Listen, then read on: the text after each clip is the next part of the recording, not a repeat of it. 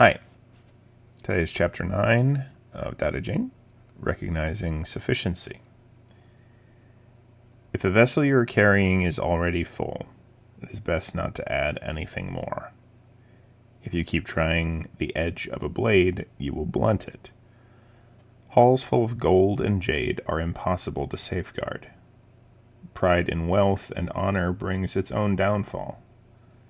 To retire gracefully, once your task is done, that is the way of the Tao. Okay, so this one is pretty straightforward, short and to the point. If a vessel you're carrying is already full, it's best not to add anything more. Basically, you need to recognize when something is finished, when it's full. If you keep trying the edge of a blade, you will blunt it. Sometimes in the pursuit of perfecting things, you can actually make a mistake and ruin it. I know this from doing digital artwork. There was a phrase that was in digital design for years. It was basically just, the phrase was correcting it to death. I'm sure that phrase made it into other industries as well, but that's just where I know it from. Halls full of gold and jade are impossible to safeguard. I mean, if you have too much wealth, you won't even notice if some of it goes missing, right? Somebody could be a thief, could steal something from you, and you would never know because you've got an overabundance of these things that it makes it too difficult for you to have eyes everywhere, too difficult to guard it because there's too much of it. Pride in wealth and honor brings its own downfall.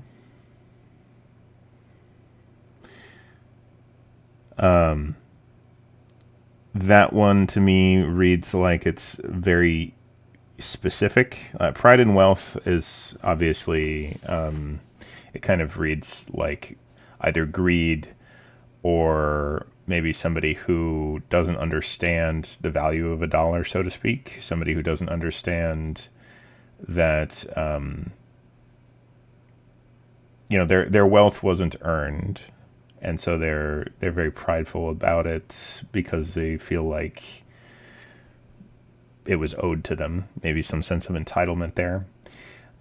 Pride in wealth and honor brings its own downfall, though. The honor part is a bit trickier, although I can still see where it comes in technically. For instance, if you believe that you're honorable, despite any sort of moral or ethical objections, if you believe that you're honorable despite any sort of self-reflection, you can actually be quite the terrible person if you think that everything you do is honorable, or if you trust the word of somebody who says that they're honorable but doesn't actually demonstrate it. If you put a person above ethics, if you put the person above the morality, you can feel like you have honor, but there's nothing honorable there. And so you'll do terrible things and say that you're a good man or woman. To retire gracefully once your task is done, that is the way of the Tao. Basically, don't overstay your welcome. I think to these a lot of these TV shows that exist, one that comes to mind is Supernatural. I used to like that show, but I kind of stopped liking it before it was even over. I stopped liking it because it had become a caricature of itself. And I stayed to watch the end of the series. It went on for 15 years. Actually, technically, it went on for 16, I think, because during the pandemic, they took some time off. But the point is, For the last leg of that series, maybe the last 3 or so seasons, maybe 4 seasons, I was only watching it to get some level of like closure from it, because I had been watching it for so long. I felt like I just wanted to see how it would end, you know. But it had long since become a caricature of itself. It was no longer staying internally consistent. It was no longer remembering its own rules, remembering its own character motivations, character arcs, world building. Like, there were things that were done just for the sake of a laugh, just for the sake of the meta, just for the sake of nostalgia, just for the sake of fan service. And a little bit of those things can be okay, but when it's excessive, and when the show can't even take itself seriously, why should I? When you make a rule, and then you immediately break that rule with no rhyme or reason as to why that just happened, why should I respect that level of lazy writing? At least that's what I would consider lazy writing anyway. So, but back to the point here, to retire gracefully once your task is done, that's the way of the Tao, to know when you've accomplished your task, to know when your story is finished, to know when it's time to step aside, to know when you've done enough. And doing more than that is a mockery of what you once stood for. And that goes outside of entertainment, of course. It goes into a wide variety of things. It goes into the real world and your real decisions in your life. If you overstay your welcome, if you try to overfill, overbuy, overaccumulate, if you try to overperfect or overstay your welcome, these are all things that, like the chapter title indicates, it is about sufficiency. It's about recognizing when it is enough, when enough is enough. It can be very difficult for people to admit that it's time to let go and that enough is enough, because you get this thought in your head. I'm guilty of this too, especially when I was younger, but not to say that I don't do it now, but I feel like it happened a lot more when I was younger anyway, that, you know, you'd say something like, well, a little bit goes a long way, but how much further would a lot do? You know, if a little bit goes a long way, then how much more would more be? And you get this idea that, like, it's not going to be a problem. It's not going to harm you or be a danger to you or damage your reputation, damage your career, damage your life, just to do a little bit more. Just a bit more. You keep telling yourself that, and before you realize it, you've done way more than you should have ever done. All right. Moving on to the picture. There's a footnote here. It says,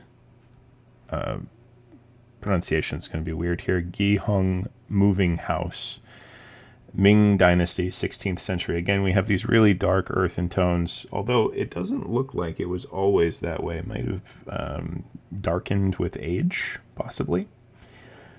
Most of it looks brown, but you can see that the colors were there at some point. There were some blues and greens, some black even. I do wonder if it was, if all the colors were purposefully dulled like this. Like maybe there was a purposeful sort of dirtiness to it. Or if that's, like I said originally, maybe it was just passage of time. Moving house. I wonder if this is it's just a painting of two people moving from one location to another, like changing houses. If it's as simple as that. Because, well, now this is interesting.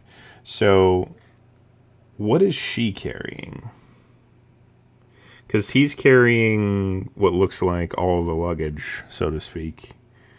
And she's carrying, I don't know what that is. Something rolled up? A single carpet, maybe? I don't know what that would be.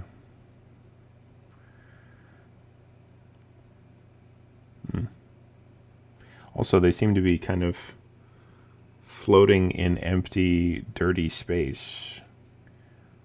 There's no background. They're not grounded in any way. It's almost like the artist is trying to say that where they're moving from and where they're moving to is not important. What's important is the fact that they're moving. And maybe even more so than that, what's important is who's moving what. He's looking forward, carrying the heaviest things. She's looking backward, carrying the lightest things. I wonder if there's some significance there.